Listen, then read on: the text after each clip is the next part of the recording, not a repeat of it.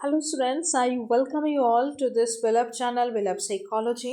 इस वीडियो में हम अपनी class 12 psychology chapter 1 variation in psychological attributes के कुछ प्रैक्टिस क्वेश्चंस को प्रैक्टिस करेंगे, जो कि हमारे 2 या 3 मार्क्स के क्वेश्चन हैं। हमने बिल्कुल सीबीएसई बोर्ड पैटर्न में लिया हुआ है, जैसे आपके क्वेश्चंस आते हैं।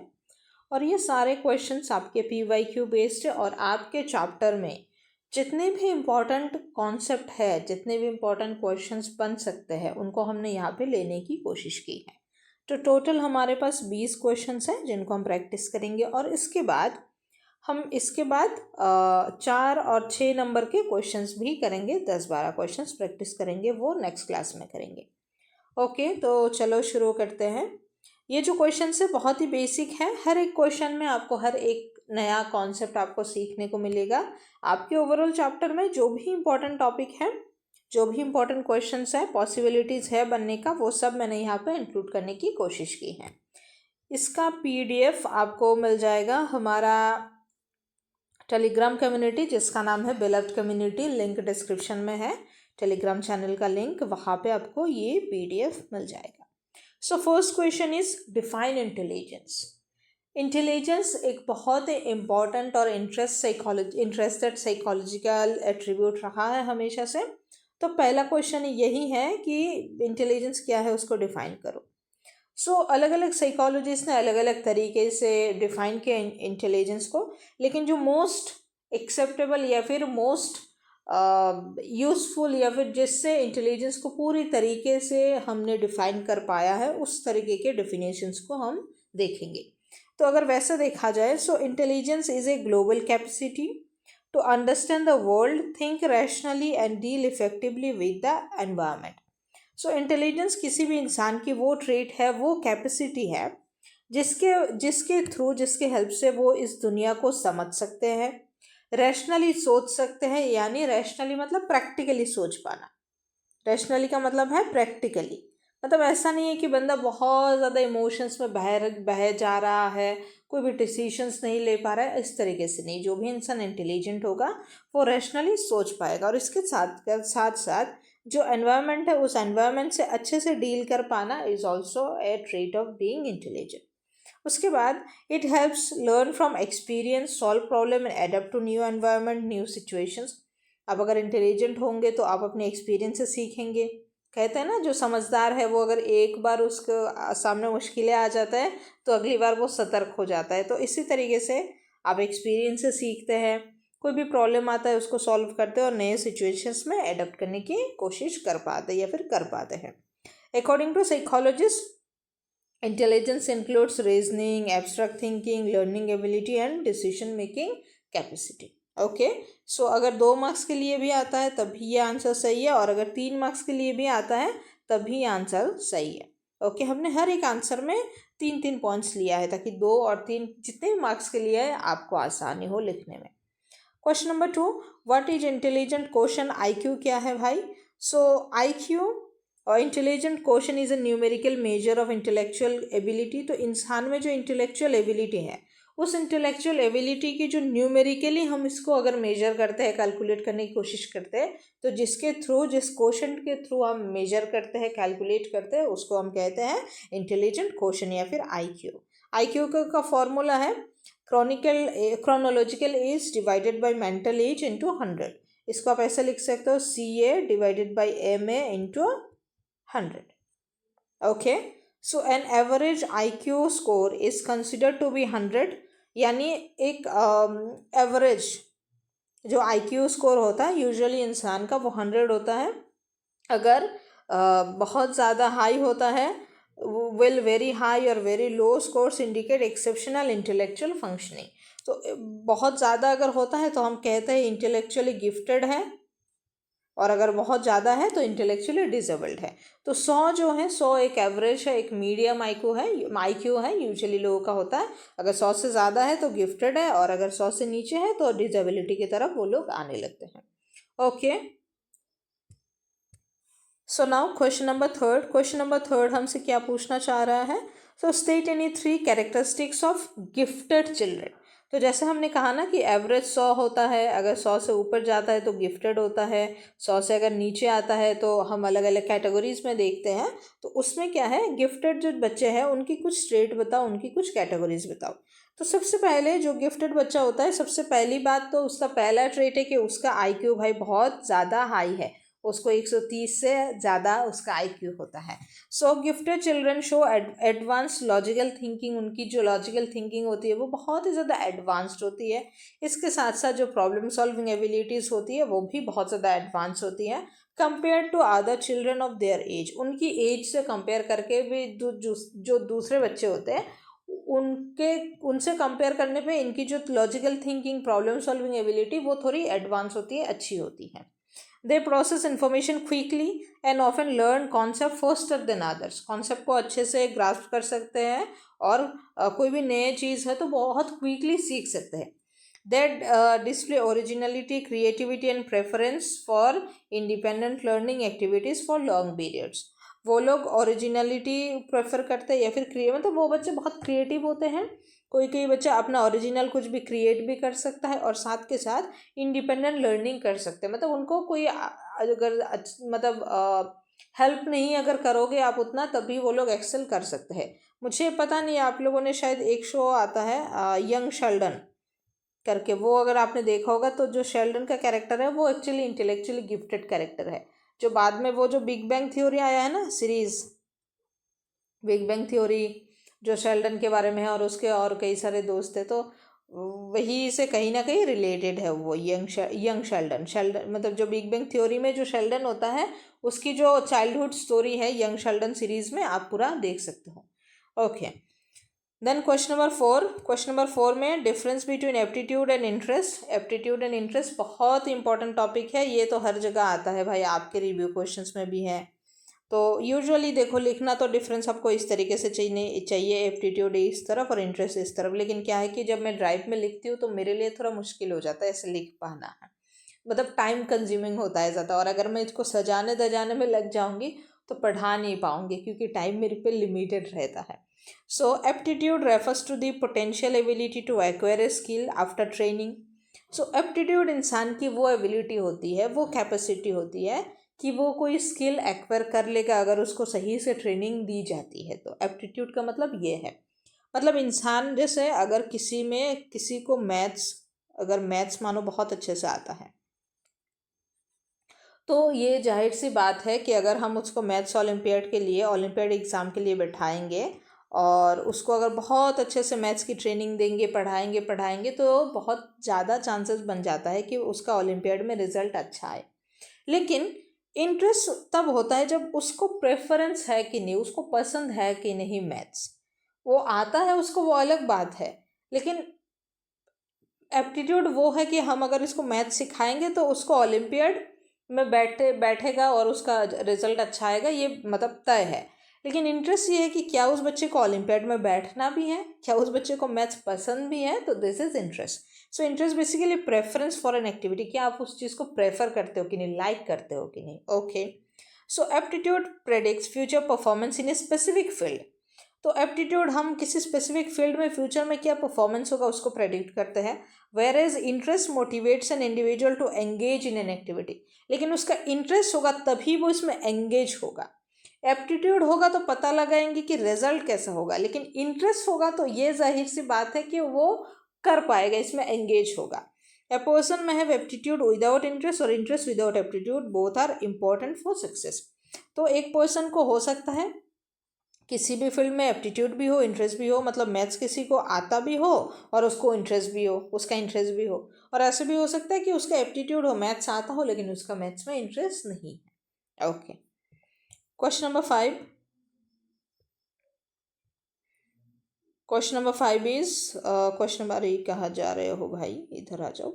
Okay, so question number 5, what is emotional intelligence. I can't stress enough about this. इसको मैंने बहुत बार पढ़ाया है बट स्टिल मैं पढ़ाती हूँ। सो इमोशनल इंटेलिजेंस हमारी वो एबिलिटी है जिससे कि हम अपने या फिर किसी दूसरे के इमोशंस को अंडरस्टैंड कर सकते हैं, मॉनिटर कर सकते हैं, रेगुलेट कर सकते हैं one's own emotions as well as emotion of others, यानी खुद के भी दूसरों के भी इमोशंस को जब हम समझते हैं, मॉनिटर कर सकते हैं, रेगुलेट कर सकते हैं, तब हम इमोशनली इंटेलिजेंट कहलाते हैं.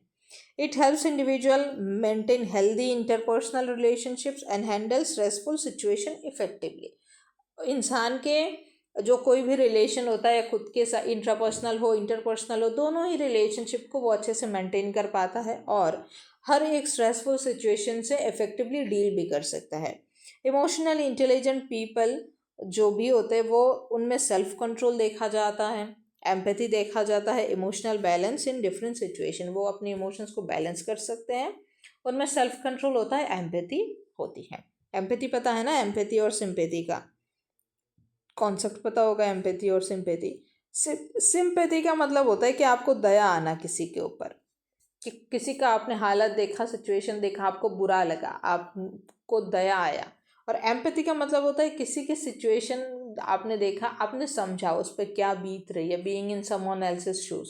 Okay, then question number 6, mention any 3 characteristics of emotionally intelligent person. तो वही बात है भाई, हमने क्या क्या पढ़ा कि वो लोग रेगुलेट कर सकते हैं, अपने इमोशंस को रिकॉग्नाइज कर सकते हैं, देन वो लोग फीलिंग्स को समझ सकते हैं, फीलिंग्स और emotions of others through facial expression, tone and behaviour.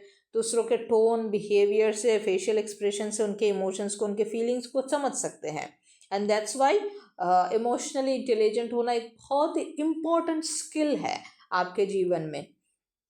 और अगर आप इमोशनल इंटेलिजेंट नहीं है तो शायद कहीं ना कहीं आप एकेडमिकली बहुत अच्छा करते हो, लेकिन रिलेशनशिप वाइज आपकी लाइफ में आप कहीं ना कहीं थोड़ा बहुत लैक करते हो, ये मेरा मानना है.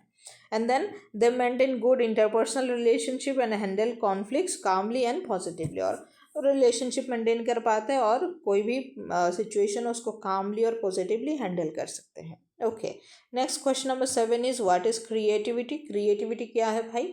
सो क्रिएटिविटी का मतलब है कोई भी एक नया चीज़ क्रिएट करना, या फिर जो एग्जिस्टिंग चीज़ है उसका एक नया पर्सपेक्टिव देके कुछ और अच्छा सा क्रिएट करना, यही है ना creativity.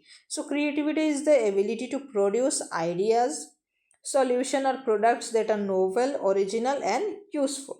Okay, then creative people think in flexible and unusual ways and generate many alternative solution to problem. तो जो क्रिएटिव लोग होते हैं वो थोड़ा फ्लेक्सिबल तो होते हैं, कुछ अलग तरीके से, अनयूजुअल तरीके से सोच पाते हैं और बहुत सारे कोई भी एक मतलब प्रॉब्लम का सॉल्यूशंस अल्टरनेट तरीके से निकाल सकते हैं. मतलब एक ही चीज़ के अलग अलग पर्सपेक्टिव वो लोग कर सकते हैं. इसको हम कहते हैं डाइवर्जेंट थिंकिंग. जो क्रिएटिव लोग होते हैं वो डाइवर्जेंट थिंकिंग कर पाते हैं. Okay, then creativity is expressed in different fields such as science, literature, music, art and everyday problem solving. Okay, then हमारा क्वेश्चन नंबर 8. देखो, जहाँ पे मेरे को लग रहा है कि ज़्यादा समझाने की बात है वहाँ मैं समझा रही हूँ, जहाँ पे मुझे लग रहा है कि ज़्यादा समझाना नहीं है, बस कॉन्सेप्ट बताना है, वहाँ पे मैं वही कर रही हूँ. तो कुछ भी ना समझ में आए ना, then comment section is all yours. आपको कमेंट करना है क्योंकि आखिर में आपका भी टारगेट है कि आपको अच्छा स्कोर आए, आप अच्छे से पढ़ो, जानो, समझो. और मेरा भी टारगेट यही है कि मैं आप लोगों को हेल्प करूँ कि अच्छा स्कोर आए. तो हमारा जो मेन टारगेट है वो है कि आपका नॉलेज गेन हो पाए और आपका स्कोर जो है वो बढ़ पाए, है ना. तो अगर इतना हमारा दोनों का ही सेम टारगेट है तो दोनों को सेम पेज पे आके चलना चाहिए. अगर मेरे से कुछ लैक होता है आपको बताना है, आपको क्या चीज़ ज़रूरत है वो मैं ला रही हूँ, तो इसी तरीके से मिलजुल के चलना है. Okay, question number 8, state any 3 characteristics of creative people. तो क्रिएटिविटी क्या है हमने देखा, क्रिएटिव पीपल कैसे होते हैं. So creative people originality show करते हैं, यूनिक आइडियाज़ प्रोड्यूस करते हैं जो कि डिफरेंट होते हैं ऑर्डिनरी या फिर सिंपल थिंकिंग से. So they possess flexibility in thinking. उनकी जो थिंकिंग है उसमें बहुत फ्लेक्सिबिलिटी है, बहुत रिजिड नहीं है कि इसी एक तरीके में होना चाहिए. वो लोग बहुत फ्लेक्सिबल है कि कैसे भी हो बट सॉल्यूशन तक पहुंचना चाहिए. They can look at situation from different perspective. Okay, they prefer independent thinking and often experiment with new methods and ideas.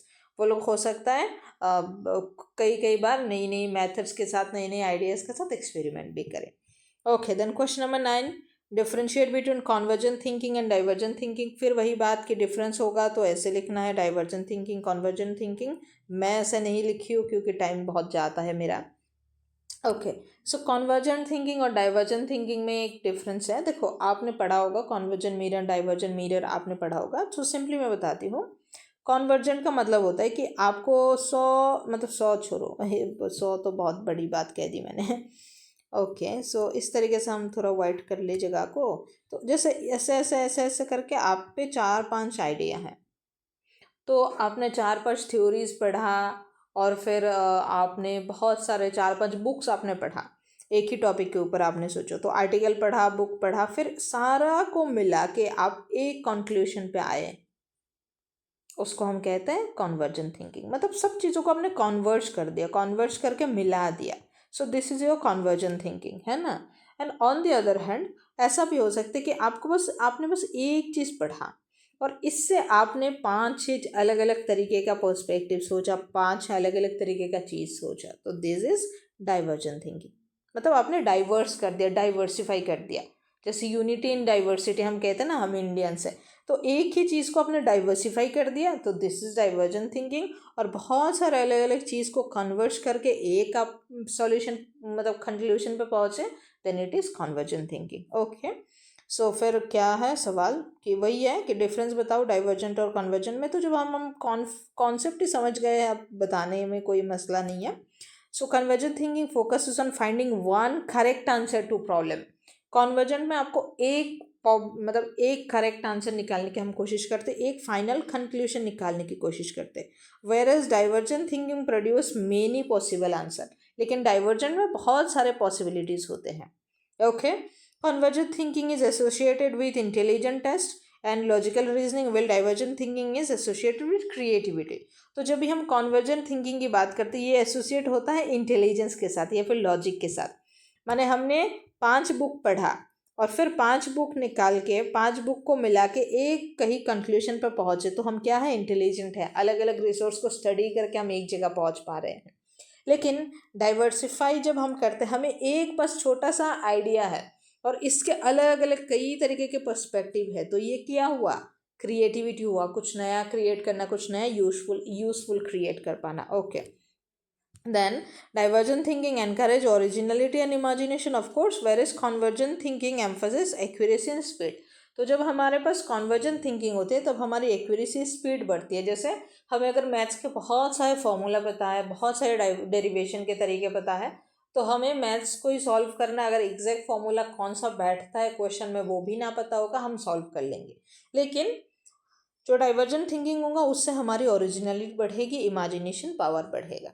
Okay, so next question number 10 is what are culture fair test. तो culture fair test वही है जो culture को fair करती है, मतलब culture के हित में है। सो कल्चर फेयर टेस्ट है intelligent test design to minimise the influence of language, education and cultural background. तो ये उस तरीके की टेस्ट है जो कल्चर को फेवर करती है, यानी वहाँ पे कोई आप कल्चर वाइज लैंग्वेज में बैरियर है, एजुकेशन में बैरियर है, कल्चरल बैकग्राउंड में बैरियर है, इन सारी ये कोई भी बैरियर उस तरीके के टेस्ट में नहीं आता है। This test usually use figures, pattern, performance task instead of language based question, क्योंकि अलग अलग कल्चर के लोग अलग अलग लैंग्वेज स्पीक करते होंगे, है ना, अलग अलग एजुकेशन होगी उनकी, तो इसीलिए इसमें इस तरीके के टेस्ट में होगा फिगर्स, पैटर्न्स और परफॉर्मेंसेस टास्क होंगे, ताकि लैंग्वेज बैरियर अगर हो तब भी कोई दिक्कत ना आए। Then they help psychologist assess intelligence more fairly among people belonging to different culture and social groups. और इस तरीके के टेस्ट से हम बहुत फेयरली इंटेलिजेंस को एसेस कर सकते हैं, अगर वो डिफरेंट कल्चर और डिफरेंट सोशल ग्रुप से भी बिलोंग करे तब भी। ओके, क्वेश्चन नंबर 11, फिर वही बात आती है टेस्ट पे। हम थोड़ा पानी पी लेते, 1 minute. So question number 11, difference between verbal and performance test. वही बात है, डिफरेंस हो तो ऐसे लिखना है। कितनी बार बताऊंगी, चलो जितना बार डिफरेंस वाला क्वेश्चन आएगा उतनी बार बताऊंगी। ओके, उतनी पता नहीं, बहुत कभी कभी ना फंस जाती हूँ मैं। बंगाली हूँ मैं हिंदी तो बोलती नहीं हूँ डेली बेसिस पे, इसलिए कभी कभी फंस जाती हूँ। सो देखो, वर्बल मतलब इसमें कुछ लैंग्वेज का आता होगा, जिसको आप शायद लिख कर बताओगे, बोल कर बताओगे।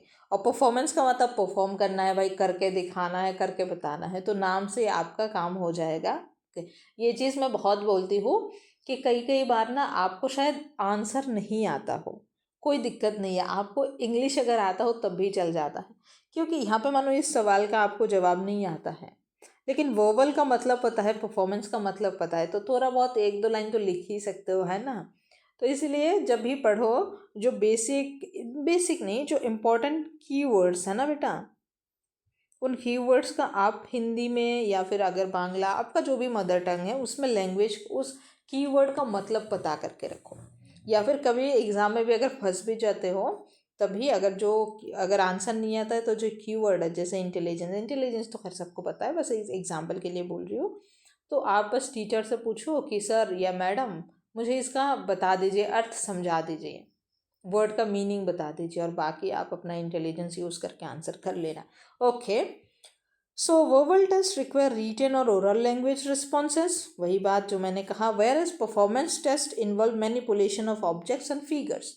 तो परफॉर्मेंस टेस्ट में आप मैनिपुलेट करते हो ऑब्जेक्ट्स को, फिगर्स को, जिसके साथ आप कुछ परफॉर्म करते हो, और ओरल टेस्ट में आप रिटन या ओरल मतलब बोलकर या लिखकर आप जवाब देते हो।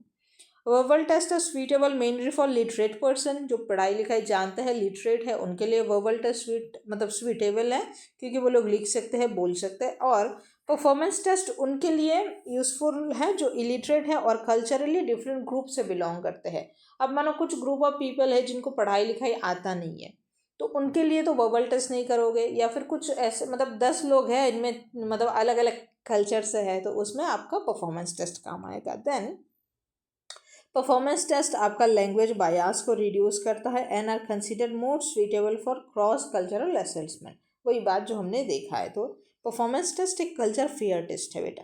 सो कल्चर फेयर टेस्ट क्या है? कल्चर फेयर टेस्ट जो कल्चर के बीच में जो बायास है, लैंग्वेज बायास या फिर कोई भी बैकग्राउंड बायास है, उसको रिमूव करता है, मतलब रिड्यूस करता है, और ज़्यादा सुइटेबल होता है क्रॉस कल्चरल असेसमेंट के लिए। Question number 12, explain the ji factor propose by Spearman. तो जी फैक्टर क्या था भाई? स्पेयरमैन ने क्या दिया था हमको? टू फैक्टर थ्योरी दिया था। टू फैक्टर थ्योरी जब हमको दिया था उन्होंने दो फैक्टर दिया था, एक था जी फैक्टर हमारा, एक था एस फैक्टर। अरे जी और एस लिख ही नहीं पा रहे हम। एक था जी फैक्टर हमारा, एक था एस फैक्टर। तो जी फैक्टर माने क्या था? जनरल और एस माने स्पेसिफिक एबिलिटीज। तो जी माने जनरल या फिर जेनेरिक एबिलिटीज, और एस माने स्पेसिफिक एबिलिटीज। तो जी फैक्टर का क्या मतलब है बेटा यहाँ पे? So Spearman propose that intelligence consist of general factor called G factor and specific abilities called S factor. So general factor G factor और specific abilities S factor. So यहाँ पे क्या है कि जो जी फैक्टर है, G factor refers to general mental ability involve in all intellectual activities. मतलब जैसे हम कहते हैं ना कि या तो बंदा ऐसा है तो इंटेलिजेंट है, वैसा है तो इंटेलिजेंट है, तो इस तरीके से जब हम इंटेलिजेंस को एक सिंगल एंटिटी करके पकड़ के डिसाइड कर रहे थे है या नहीं है, तब ये वाली थ्योरी आई जहाँ पे टू फैक्टर थ्योरी बोला है कि इंसान में दो तरीके के फैक्टर्स होते हैं। एस फैक्टर होता है, वो किसी एस फैक्टर का मतलब होता है specific to particular task such as music, mathematics और लैंग्वेज। तो एस फैक्टर मतलब स्पेसिफिक एबिलिटीज़ होती है इंसान में किसी भी पर्टिकुलर एक फील्ड में एक्सेल करने की, जैसे कि हो सकता है वो म्यूज़िक हो, मैथ्स हो या फिर लैंग्वेज हो सकता है म्यूज़िक में जैसे हमारे श्रेया घोषाल, ए आर रहमान है, वो म्यूज़िक में बहुत बड़े बड़े मतलब एक्सीलेंट, उनके बारे में क्या ही मैं बात करूँ। फिर जैसे मैथ्स में रामानुजन है, बहुत सारे ऐसे जो लेजेंड है, जैसे H.C. वर्मा सर है, तो इस तरीके से है। फिर लैंग्वेज में जो जैसे गुलजार साहब है, अमृता प्रीतम जी हैं, तो उनकी लैंग्वेज एबिलिटी बहुत अच्छी है, वो बहुत अच्छा वो लोग लिखते हैं, पढ़ते हैं। लेकिन हम सब में क्या है, जी फैक्टर बहुत भर भर के है। मतलब जी फैक्टर मतलब जो नॉर्मली हम जैसे डेली लाइफ में वो नहीं करते कि डेली लाइफ में अपना जो काम है वो हम काम करते, तो उसमें जो भी फैक्टर्स है वो है जी फैक्टर। मतलब इतना नॉर्मल एबिलिटी तो सब में है, and this is G factor. Okay, question number 13, state in 3 types of intelligence given by Gardner. अब गार्डनर साहब का थ्योरी ऑफ मल्टीपल इंटेलिजेंस तो था। देखो यहाँ पे हो सकता है ऊपर में आपको बोला कि जी फैक्टर क्या है बताओ, यहाँ पे बोल रहे हैं कोई भी 3 बताओ, बट इसका मतलब ये नहीं है कि ये इतना ही है। इसका मतलब है कि ये जो भी टॉपिक यहाँ पे आया है, जैसे multiple theory of multiple intelligence, फिर टू फैक्टर थ्योरी, इन सबको आपको पढ़ना है। मैंने सब कुछ पढ़ाया है, आप पढ़ो, चैनल पे सब मिलेगा। सो गार्डनर जी ने क्या बोला था कि हमारे अंदर किस तरीके की एबिलिटीज़ होती है, 8 तरीके के इंटेलिजेंस एबिलिटीज़ होती है। तो जैसे हम बोलते थे ना कि या ऐसे होगा वैसे होगा, तो इस तरीके से 2 फैक्टर आया, तो वैसे इन्होंने कहा कि 8 तरीके के इंटेलिजेंस फैक्टर होते हैं या फिर एबिलिटीज़ होती हैं, है ना। जिसमें हमको बोला है कोई भी 3 बताओ, तो कोई भी 3 हम बता देते हैं। जैसे पहला हमने लिया लिंग्विस्टिक, जिनको यूज़ ऑफ लैंग्वेज बहुत अच्छे से आता है, जैसे स्पीकिंग में और राइटिंग में। फिर लॉजिकल मैथमेटिकल, इसमें reasoning, problem solving and numerical ability, जिनमें लॉजिक मैथ सॉल्व करने की बहुत एबिलिटी है, वो क्या करते हैं, रीजनिंग में, प्रॉब्लम सॉल्विंग में और न्यूमेरिकल एबिलिटी में बहुत अच्छा करते हैं। फिर interpersonal refers to understanding the feelings, motives and behaviour of other people. तो इंटरपर्सनल क्या है, जैसे दूसरों के फीलिंग्स को, मोटिव्स को और बिहेवियर को अच्छे से समझ पाना। और फिर एक और आएगा, एक और नहीं बहुत सारे हैं, इसमें आपका स्पेशल आएगा, जिसमें आपकी इमेजिनेशन पावर कितनी है वो हम बताएंगे। फिर म्यूजिकल एबिलिटी आएगा। फिर जैसे इंटरपर्सनल है वह सेम तरीके से इंट्रापर्सनल होगा। फिर उस तरीके से नेचुरलिस्टिक इंटेलिजेंस है, मतलब आप नेचर से कितना जानते हो, नेचर के पैटर्न वगैरह को कितना समझ सकते हो। तो अलग अलग 8 तरीके से हैं टोटल, वो सब आपको पता होना चाहिए। ओके, क्वेश्चन नंबर 14 हमारा है, what is practical intelligence according to Sternberg. अब स्टैनबर्ग की जो थ्योरी है वो पता है क्या, आपको याद है क्या, कितने कॉन्सेप्ट्स थे वहाँ पे, ये आप कमेंट करना। स्टैनबर्ग के कितने कॉन्सेप्ट्स, नहीं सॉरी, कितने कंपोनेंट्स थे, ये आप बताओ। सो प्रैक्टिकल इंटेलिजेंस क्या है भाई स्टैनबर्ग के अकॉर्डिंग, वो तो हम पढ़ेंगे, लेकिन सबसे पहले बताना है स्टैनबर्ग की जो थ्योरी है उसमें कितने कंपोनेंट्स ऑफ इंटेलिजेंस की बात की जा रही है। ऑप्शंस आपके लिए है 2, 3 और 4। सो इन 3 ऑप्शन में से जो राइट आंसर होगा वो लिखना है कमेंट में। जो भी बच्चा लिखेगा मैं उसको ज़रूर रिप्लाई करूँगी। सही आंसर लिखेगा तब भी रिप्लाई करूँगी, और गलत लिखेगा तो मैं सही बताऊँगी बेटा कोई बात नहीं, आप लिखो।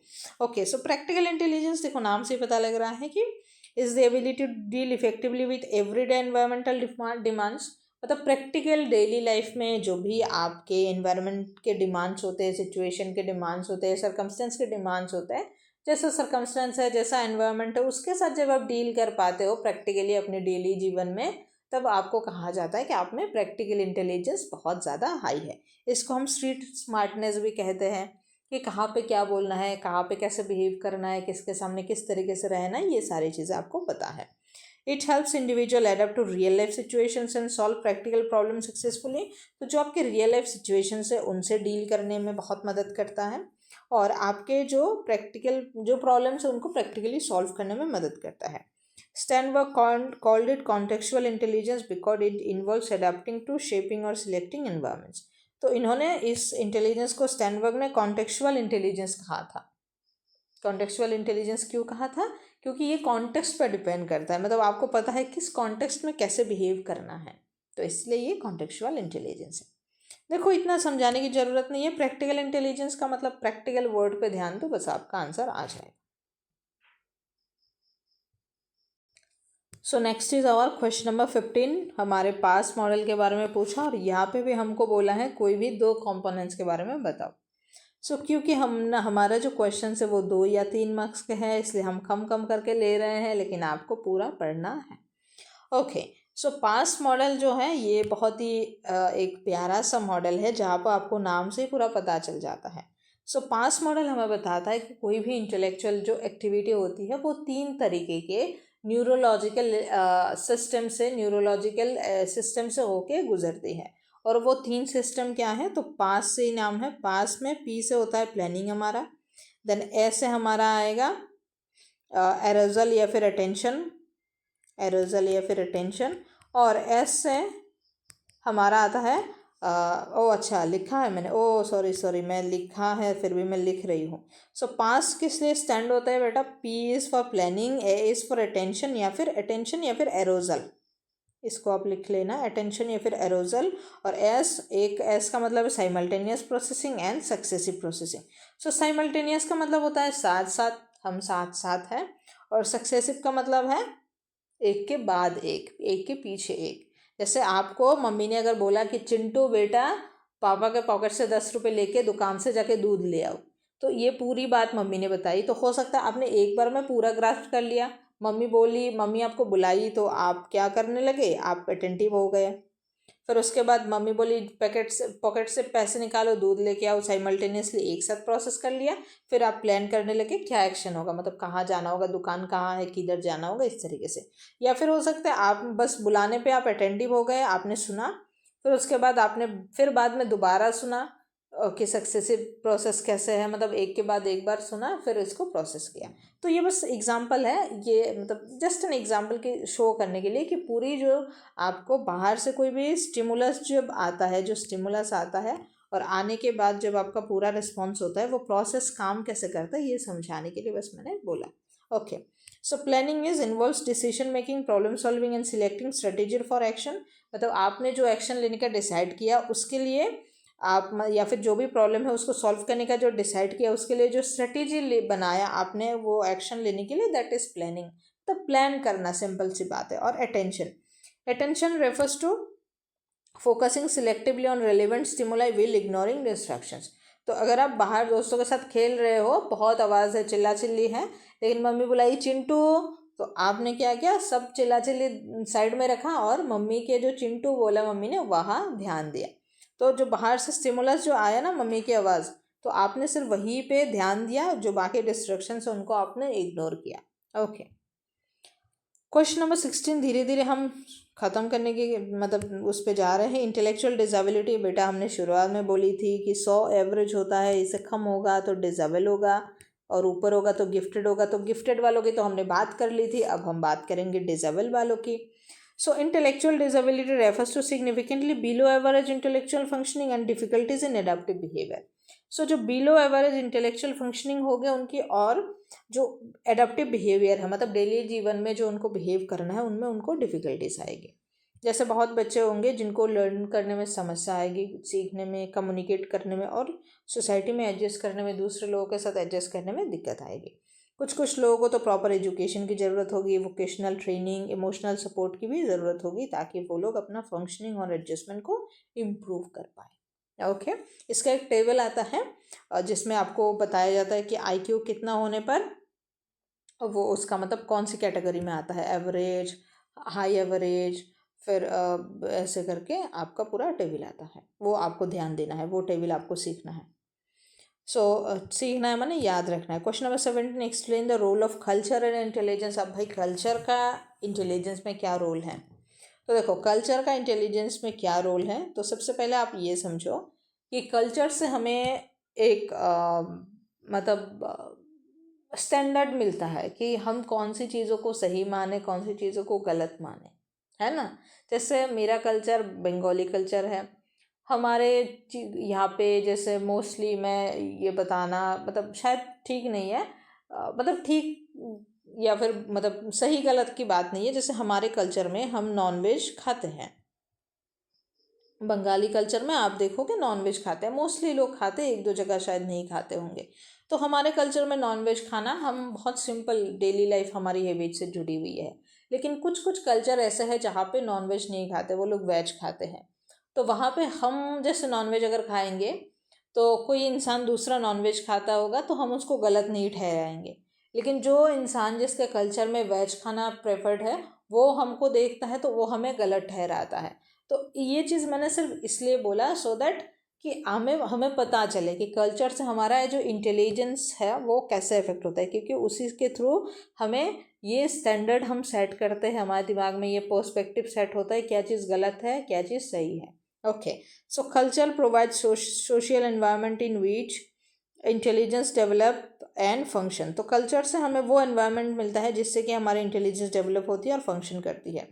जैसे वेस्टर्न कल्चर में क्या होता है कि वो एम्फोसिस करती है कि इंसान की स्पीड, रीजनिंग और अचीवमेंट ओरिएंटेड हो। इंसान की जो इंटेलिजेंट है वो उसकी स्पीड अच्छा हो, रीजनिंग अच्छा हो और वो अचीवमेंट ओरिएंटेड टाइप के इंसान हो। बट इंडियन कल्चर में हम क्या करते हैं, हम सोशल कॉम्पिटेंस देखते हैं कि सोसाइटी में हम कंपटीशन करके कितना आगे बढ़ पा रहे हैं, इमोशनल बैलेंस हम बना पा रहे हैं कि नहीं, सेल्फ रिफ्लेक्शन कर पा रहे हैं कि नहीं, और जब हम कोई भी काम करते हैं तब क्या हम सोसाइटी के बारे में सोच रहे हैं कि नहीं, चार लोग क्या सोचेंगे, इन सब के बारे में हम सोच रहे हैं कि नहीं। सो बेसिकली वेस्टर्न कल्चर में इंडिविजुअलिज्म को प्रेफर दिया जाता है और इंडियन कल्चर में कलेक्टिविज्म, मतलब इंडिया इज़ लाइक हम साथ साथ हैं। Okay, question number 18, aptitude testing क्या है भाई, इसका यूज़फुल क्या है। तो एप्टीट्यूड क्या हमने देखा था, एप्टीट्यूड टेस्टिंग इंसान की एबिलिटी को मेजर करती है और पोटेंशियल को मेजर करती है to acquire skill after training. जैसे कि उसमें वो पोटेंशियल है कि नहीं, वो एबिलिटी है कि नहीं, कि अगर उसको ट्रेनिंग दी जाती है तो वो स्किल एक्वायर कर लेगा। And this test help predict success in specific occupation and academic fields. तो इस तरीके के टेस्ट से क्या होता है कि उनमें ये हम प्रेडिक्ट कर पाते हैं कि कोई भी स्पेसिफिक ऑक्यूपेशन में जाएंगे, किसी भी स्पेसिफिक मतलब एकेडमिक फील्ड्स में जाएंगे वो लोग, तो वो लोग सक्सेसफुल हो पाएंगे या नहीं, क्योंकि हम देखते कि उसमें उनकी एबिलिटी है कि नहीं, पोटेंशियल है कि नहीं। सो एप्टीट्यूड टेस्ट है यूज़फुल इन कैरियर गाइडेंस। तो ये क्यों यूज़फुल है, ये कैरियर गाइडेंस में यूज़फुल है, वोकेशनल सिलेक्शन में, एजुकेशनल काउंसलिंग में यूज़फुल है। Okay, question number 19, last second question, explain any 3 features of a good psychological test. So psychological test के बारे में हमने क्लास 11 में पढ़ा था, मेथड्स ऑफ एनक्वायरी चैप्टर का नाम था ना, सेकेंड चैप्टर। तो उसमें हमने पढ़ा था साइकोलॉजिकल टेस्ट वगैरह। और अभी कुछ फीचर बताओ भाई अच्छे अच्छे, तो वो तो आपको पता ही है। एक ऐसा टेस्ट जो रिलायबल हो, जिसके रिजल्ट कंसिस्टेंट आए रिपीटेड यूज़ पे। एक ऐसा टेस्ट जो वैलिड हो, जो उसका इंटेंशन है वही मेजर करे। एक ऐसा टेस्ट जो स्टैंडर्डाइज्ड हो, जिसके प्रॉपर एडमिनिस्ट्रेशन प्रोसीजर्स हो और नॉर्म्स हो, ताकि वो दूसरे टेस्ट के साथ कंपेयर किया जा सकता है। Okay, so first is reliability, then validity, on then उसका स्टैंडर्डाइजेशन। ओके, उसके बाद हमारा आखिरी सवाल पे हम चलते हैं। और इसके बाद ये देखो 4 और 6 नंबर के क्वेश्चंस ना पीछे से आ रहे हैं ओके, कि हमें भी पढ़ाओ भाई, लेकिन हमको ना दूसरे क्लास में पढ़ाएंगे आप लोगों को। आप लोग थोड़ा पीछे ही रहो, छुट्टी मनाओ थोड़ा 2-3 दिन। Okay, so question number 20, explain the relationship between intelligence and creativity. ये एक इम्पॉर्टेंट कॉन्सेप्ट है, फिर से एक और इम्पॉर्टेंट कॉन्सेप्ट है। सो इंटेलिजेंस और क्रिएटिविटी, इंटेलिजेंस से हम ऐसे देखो कि इंटेलिजेंट होने के लिए ना क्रिएटिव होने के लिए थोड़ी बहुत इंटेलिजेंस की ज़रूरत है, क्योंकि क्रिएटिव होने में आपको नए आइडियाज़ प्रोड्यूस करना है, किसी भी चीज़ के बारे में बहुत अलग अलग अगर आपको पर्सपेक्टिव चाहिए, तो इस मामले में आपको क्या करना है कि आपको थोड़ा बहुत इंटेलिजेंट होने की ज़रूरत है। लेकिन ज़रूरी नहीं है कि अगर आप बहुत ज़्यादा इंटेलिजेंट है तो बहुत ज़्यादा क्रिएटिव भी होंगे, है ना। So a certain minimum level of intelligence is necessary for creative thinking and problem solving. Highly intelligent individuals may not always be creative because creativity requires originality and imagination. लेकिन जो बंदा बहुत ही हाईली इंटेलिजेंट है, ज़रूरी नहीं है कि वो क्रिएटिव होगा, क्योंकि क्रिएटिविटी जो है ना ओरिजिनलिटी और इमेजिनेशन पे डिपेंड करती है। अब कोई बंदा बहुत एकेडमिकली इंटेलिजेंट है, रट्टू तोता है, तो वो क्रिएटिव नहीं होगा ना। तो क्रिएटिव होने के लिए थोड़ी बहुत इंटेलिजेंस होनी चाहिए, क्योंकि चीज़ों की समझ होनी चाहिए। लेकिन आप बहुत इंटेलिजेंट है इसका मतलब ये नहीं कि आप क्रिएटिव हो पाएंगे। क्रिएटिविटी इन्वॉल्व्स डाइवर्जेंट थिंकिंग, वेरेज अगर आप इंटेलिजेंट हैं तो आप मोस्टली कॉन्वर्जेंट थिंकिंग और एक्यूरेसी पे ध्यान देते हैं। Okay, so that's all. यहीं पे हमारे 20 क्वेश्चंस ख़त्म होते हैं। अगले क्लास में हम 4 और 6 नंबर के क्वेश्चंस को पढ़ेंगे। लेकिन अगर आपको PDF चाहिए, सिंपली बात है, जाओ हमारे टेलीग्राम चैनल पे, वहाँ पे ज्वाइन करो चैनल, और वहाँ पे मैं PDF डाल दूँगी। और साथ साथ अगर आपको और भी कुछ चाहिए ना, देखो ऐसे तो मैं कर रही हूँ, मैं केस स्टडी, क्वेश्चन सारे कुछ मैं लेके आ रही हूँ, लेकिन फिर भी कुछ आप लोगों को खुद से अगर चाहिए तो कमेंट कर सकते हो। थैंक यू सो मच, अच्छे से पढ़ाई करो। और मेरा इस बार टारगेट है कि कम से कम 20 बच्चे तो ऐसे हो जो 65+ स्कोर करें। 70 आउट ऑफ 70 अगर स्कोर कर पाओ तो बहुत अच्छी बात है, लेकिन 20 बच्चे में ऐसे चाहती हूँ जो 65+ स्कोर करें। Thank you so much.